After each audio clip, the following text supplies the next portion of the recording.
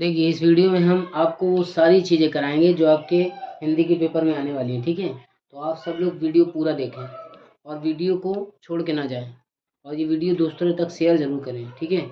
और दूसरी बात, बहुविकल्पी जो लिखे हैं पूरे 20 बहुविकल्पी कराएंगे और संदर्भ शब्द व्याख्या किस पाठ की आनी है, किस लेसन की आनी है वो भी बताएंगे।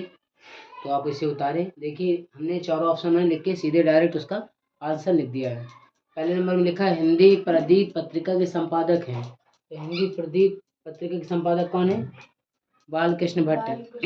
यानी आपके जब ये प्रश्न लिखा होगा तो उसमें चारों ऑप्शन होंगे, ठीक है। चारों ऑप्शन में आपको ये ऑप्शन अपना पहचानना है, ठीक है। दूसरे नंबर में लिखा है भारतेंदु युग के लेखक नहीं है। तो उसमें भी सब में आपको चारों ऑप्शन दिए होंगे। चारों ऑप्शन बहुत ध्यान से पढ़ना है और जो ऑप्शन का सही आंसर हो उसको अपनी OMR में भरना है, ठीक है। और भरते समय गलती ये ना करें कि 2 ऑप्शन भरें। कुछ बच्चे ऐसे होते हैं जो दोनों ऑप्शन भरते हैं कि पास हो जाए, तो ये ना करें। अगर आ रहा है तो करें, नहीं आ रहा है तो छोड़ दें, लेकिन कोशिश करें कि पूरा करके आए। उसके बाद दूसरे नंबर में लिखा है हिंदी का प्रथम उपन्यास है। कौन है प्रथम उपन्यास? परीक्षा गुरु, ठीक है। और चौथा नंबर में लिखा है अतीत के चलचित्र किसकी कृति है? तो किसकी कृति है ये? महादेवी वर्मा की। 5वें नंबर में लिखा है हिंदी के प्रथम कहानी है। कौन है हिंदी की प्रथम कहानी? ये बहुत ही ये वाला इम्पोर्टेंट क्वेश्चन है, ये मोस्ट इम्पोर्टेंट क्वेश्चन है। देख लीजिए, एक ये वाला क्वेश्चन मोस्ट इम्पोर्टेंट है और एक ये वाला इम्पोर्टेंट है और एक ये वाला बहुत ज़्यादा इम्पोर्टेंट। चारों इम्पोर्टेंट सब थे, लेकिन ये मोस्ट इम्पोर्टेंट है। ये प्रश्न हर बार पूछे जाते हैं और कई विद्यालयों में जैसे वार्षिक परीक्षा हो चुकी है तो आप पेपर उठा के देख सकते हैं, उधर पे ये आपको प्रश्न देखने को मिलेंगे, ठीक है। उतर गए ये पूरे, हटा दें हम इसे। देखिए आगे देखें, 6वां प्रश्न देखिए, लिखा है चारू चंद्र की चंचल किरणों में अलंकार पूछ रहा है कि इस लाइन में कौन सा अलंकार है। तो आप समझ लीजिए चारू चंद्र की चंचल किरणों में जो अलंकार है उसका नाम है अनुप्रास अलंकार। 7वें नंबर में लिखा इत्यादि में संधि कौन सी है, आपको बताना है। 4 ऑप्शन दिए होंगे, उसका सही आंसर जो है वो है यड़ संधि। 8वें नंबर में लिखा खरा खोटा में समास है। समास पूछ रहा है तो आपको हिंदू समास बताया गया है इसमें। उसके बाद 9वें नंबर में लिखा उपकार का विलोम शब्द क्या है? उपकार का जो विलोम यानी उल्टा शब्द है वो अपकार है, ठीक है।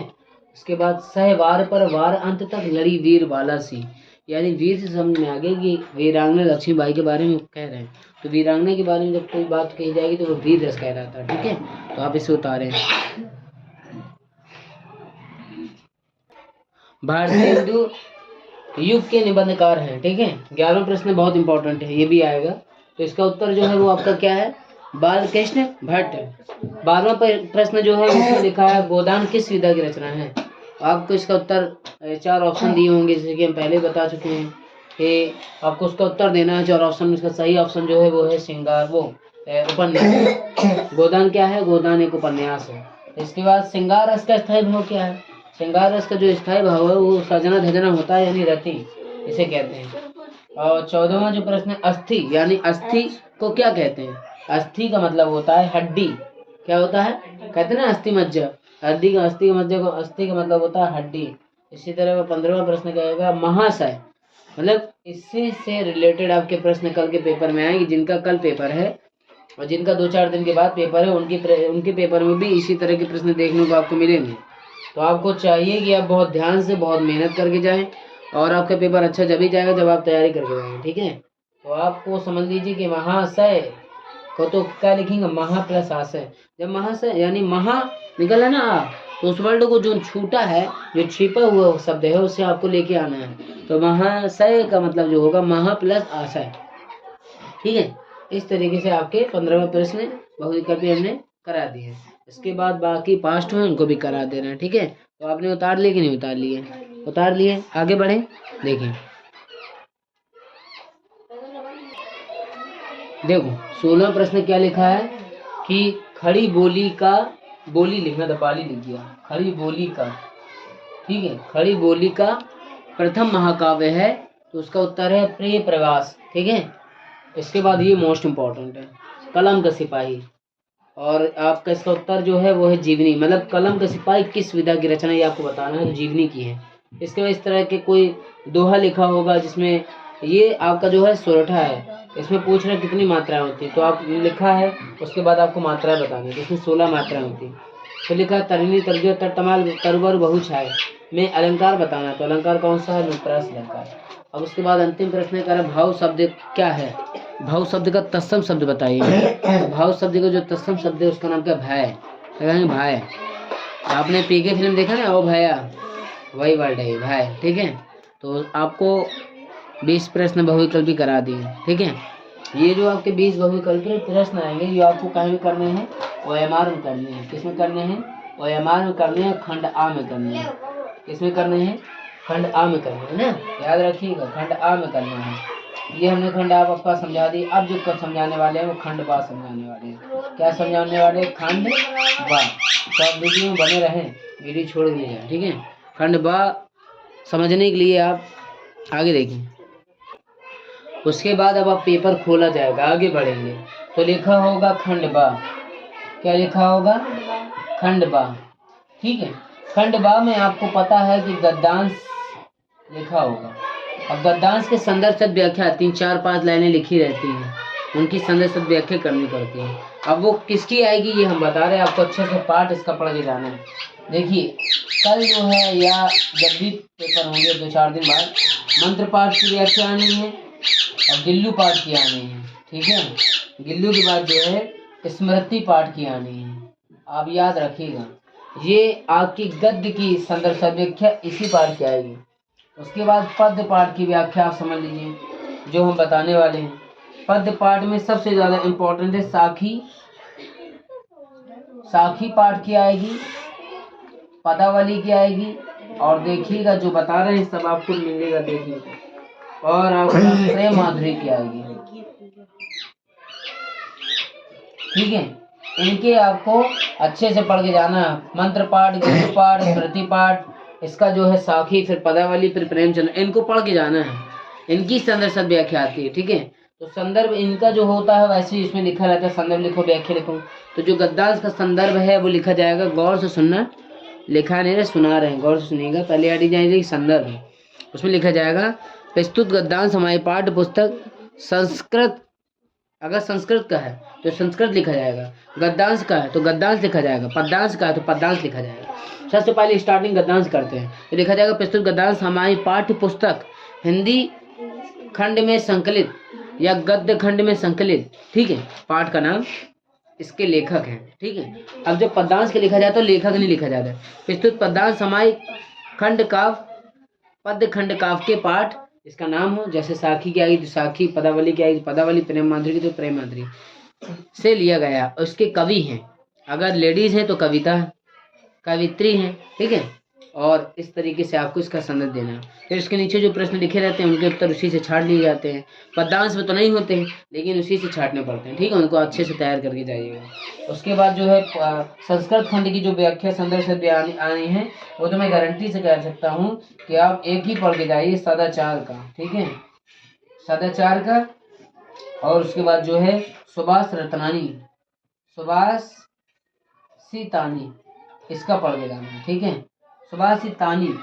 ठीक है, ठीक है, इसका पढ़ के जाना है। दो ही की संदर्भ से व्याख्या पढ़ के जाना है। ठीक है, आपका पेपर अच्छा चला जाएगा। ठीक है, ये आपके लाइन से होंगे। ठीक है, जब होंगे तो अब आगे बढ़ेंगे। अब इसके बाद एक जीवन परिचय होंगे, किसके?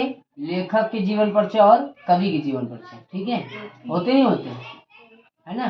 तो अभी इससे पहले मैंने आपको बताया कि जीवन परिचय किसका आएगा। जीवन परिचय आएगा, मेन पढ़ लीजिए। इसमें प्रेमचंद्र मोस्ट इम्पोर्टेंट है और उसके बाद महादेवी वर्मा इम्पोर्टेंट है। ठीक है, बाकी कोई इम्पोर्टेंट नहीं। उम्मीद है कि इसी से आपका छपा मिलेगा। उसके बाद अगर कवि की जीवन परिचय लिखे तो कवि में कौन सा इम्पोर्टेंट है? कवि में है एक बार कबीरदास जी पुनः आ सकता है। उसके बाद कबीरदास जी नहीं आए तो मीराबाई तो आना ही आना है। ठीक है, मीराबाई को याद कर लीजिएगा, कबीरदास जी के जीवन परिचय याद कर लीजिएगा। तो अगर कहो तो इसे उतार दिया तो हटा दो और अच्छे से लिख देखिए। आपको जीवन परिचय, गद्य जीवन परिचय कौन से याद करना है? गद्य जीवन परिचय। ठीक है, और दूसरे नंबर पद्य जीवन परिचय।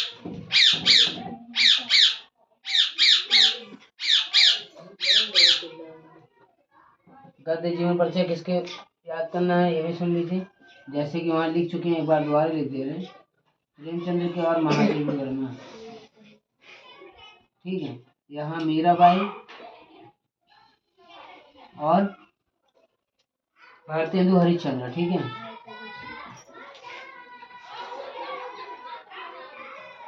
ठीक, ये आपका आना। और उसके बाद ठीक है, और उसके बाद आप समझ लीजिए कहानी जो आएगी सब कुछ इसी करा देना है। जो कहानी आपकी आनी है वो आप इस बार आएगी व्यवहार और लक्ष्मी का स्वागत, तो इसे पढ़ के जाइएगा।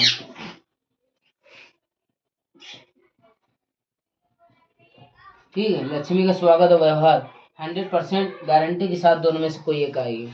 ठीक है, तो आप इसे पढ़ लीजिएगा। और उसके बाद क्या आना है ये भी सुन लीजिए। उसके बाद आपको पता है कि प्रार्थना पत्र आना है, ठीक है। प्रार्थना पत्र आना है, ठीक है।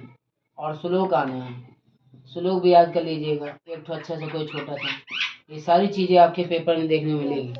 ठीक है, प्रार्थना पत्र याद है ना, किसी में भी आ सकता है, श्लोक भी आएगा, श्लोक याद कर लीजिएगा।